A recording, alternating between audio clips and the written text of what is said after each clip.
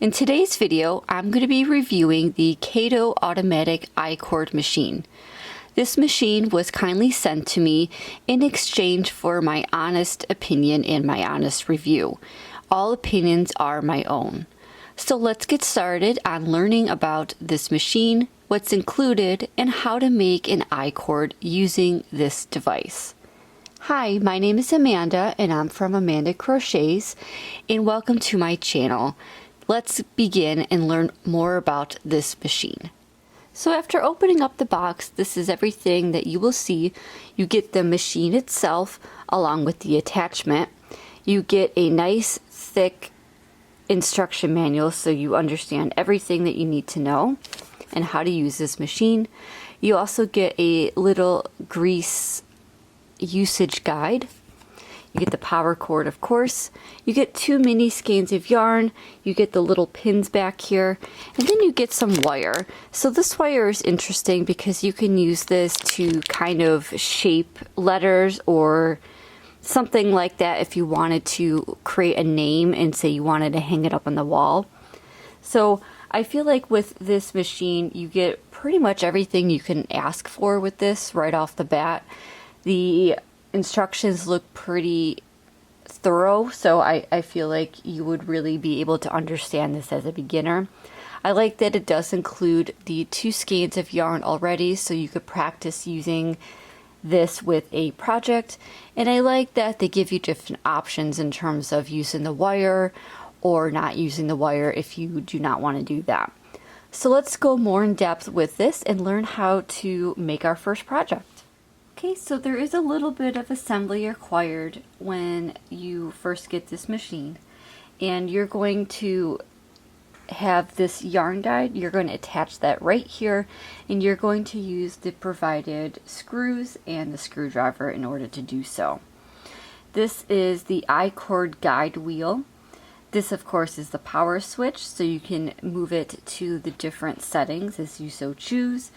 The number 1 is the low speed, 2 is the standard speed, and 3 is the high speed. So depending on the level that you want, you can do it 1, 2, or 3. This is the hook deflector brush right inside here, and this is the yarn guide hole. And then if you turn it to the other side, this is where you have the power port, so you have to hook this up and plug this in order for it to work. Okay, so once you have your machine plugged in, then we can go ahead and start the process. So you're going to get your yarn, and I'm just going to be using this Hobby Lobby I Love This yarn. You can use whatever worsted weight yarn you like. You can also experiment with thinner yarn or thicker yarn. I'm not sure how well the thicker yarn will be, but I'm just going to be using this. And you're going to get your yarn and you're going to put it right underneath, and there's a little hook that attaches. Then you're going to get your yarn and thread it through this little hole right here. You're going to get this tool that came with, and you're going to use this I-cord right here, and you're going to insert your yarn.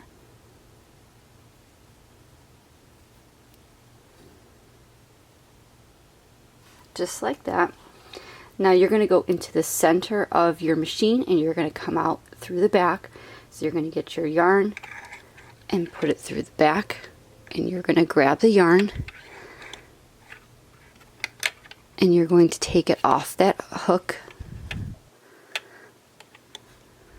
and then pull your hook back through. You're going to get this part right here, and you're going to lift it and put the yarn underneath. That's going to be your tension. So when you look at it, it should be right here. And again, you want to make sure it's right in between that. So once you have that set up, you want to make sure this opening is facing you. And I'm going to try and see if I can zoom up a little bit for you. So for these hooks, you're going to have 4 different hooks right here. You want to make sure that they're all open.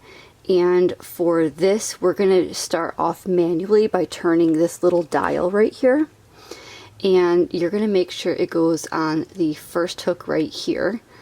And then when you turn, you're going to skip that second hook. So you're going to go right in front. You have this third hook right here. You're going to make sure it hooks onto the third hook, and you're going to skip that fourth hook. So again, it's only going to be on the third and the first and third hook. And then you're going to hold this tail back here. You're going to hold this for the tension, and you're going to just repeat by pulling this a few times or turning it a few times, and you're going to make sure it goes through all 4 of those hooks. Once you feel like it's started off pretty well, then you're going to turn your machine on. And I'm just going to turn it to 1 for right now. And I like to hold that yarn just a little bit for the beginning so it gets its tension. And as you see, the machine is automatic.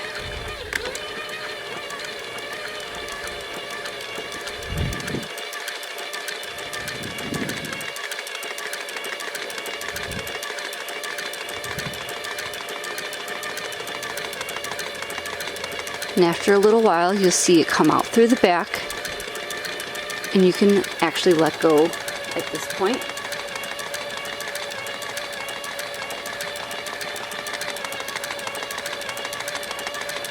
And as you can see on the left-hand side, you see your I-cord starting to come out. Now, for whatever reason, I have trouble starting with that, so as you can see here, it's a little bit big, but once you have the beginning, it starts to be nice and even. So I just have to work on the beginning and how to start it a little bit better, but that's just a me thing, I think. It's not a machine thing. And then if you wanted to make it go a little bit faster, you can go up to number 2. And of course, number 3.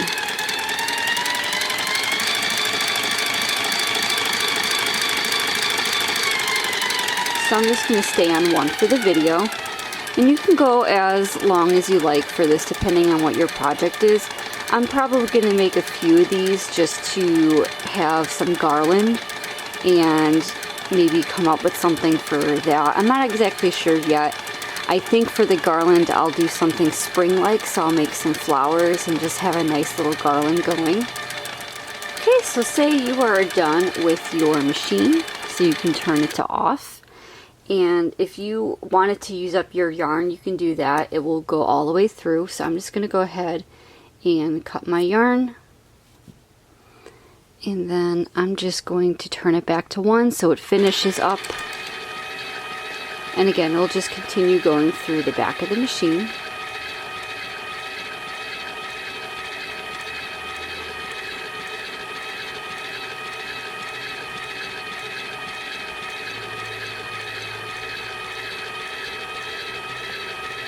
Right, and then you can turn your machine off fully.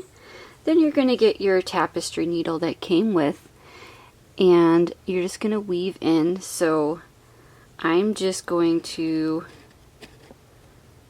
go ahead and pull this gently.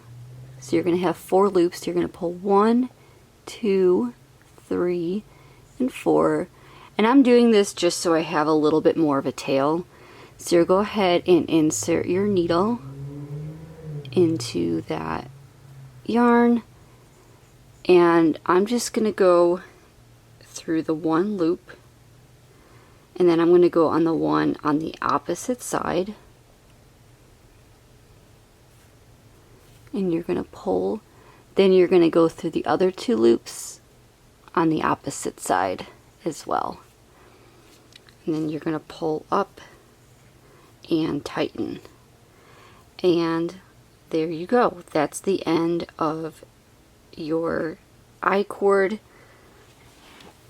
And as you can see, it's nice and even. The texture is really nice. And depending on what yarn you're using, the I-cord could be a little bit more thick and stiff, or it could be a little bit more flexible. So for the I Love This yarn, it is soft and it is a little bit more flexible. And like I said, I just have to play around with the beginning of this machine. I always have trouble with that, so a lot of mine look like this. You can easily take this apart and you can go ahead and just pull that out like I did on the other side and just kind of fix it a little bit. I also experimented with some different yarn. So this yarn right here is the Premier Basics worsted yarn. This yarn is a little bit more thick and a little bit more stiff than the other yarn.